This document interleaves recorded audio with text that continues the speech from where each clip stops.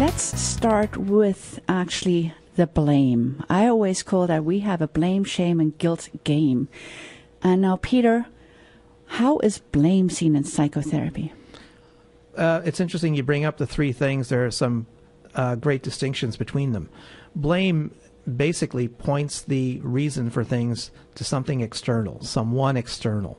This happened to me because they did this to me. Mm-hmm. It involves fixing responsibility outside of the individual. And it's not unlikely that someone is responsible for them.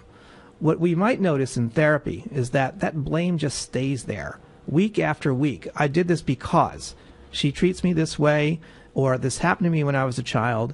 If it happens over and over again, I sometimes find myself saying, just for today, could we leave your father in the waiting room?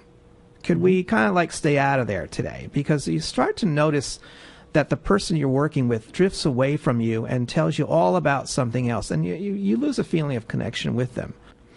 Okay, let's talk about shame from the perspective of a child. They might feel shame that they've done something wrong, that they broke something, spilled something, or had that kind of accident you might have before toilet training is fully complete. Shame basically is self-contained. I've done something wrong. The idea of shame is that there's something self-contained that has been affixed upon us, that we know we've done wrong, but we don't know what to do with it. We don't know a way out. We are hoping for forgiveness or absolution or some sort of affirmation. I was ashamed of what you did, but I love you anyway. From your experience, how do we hide our shame? Usually, hide is the key word, one form or another. Generally, we just don't want to expose what we think is shameful to people, to others. It could be our weight. It could be the way we look. It could be the way we talk. So we avert whatever that behavior is as best we can from the public eye. Mm-hmm. Or we don't engage.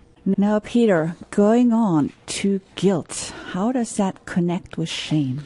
Right, the difference between guilt and shame is that in guilt, there's a realization that we've had an effect on someone. I feel guilty because I said I would meet you for coffee and just didn't show up. I know that you were upset. Did you be upset that I wasn't there, that you'd be sitting in Starbucks by yourself wondering, where is he, why didn't he want to come, etc. I have guilt because I had an effect on you. Mm-hmm. So guilty because I know.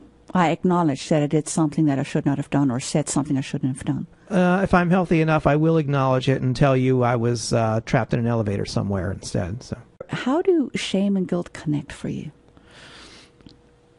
Again, guilt is an effect on someone else. Shame is more internalized, but the two can go hand in hand.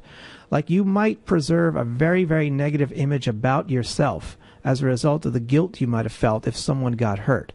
You may and not share that. So the shame becomes a picture that you have of yourself in your mind, an inferior one, something you have to hide. Mm-hmm. Guilt has produced a sense of shame in you that you just don't want to expose to others, yet you carry it around.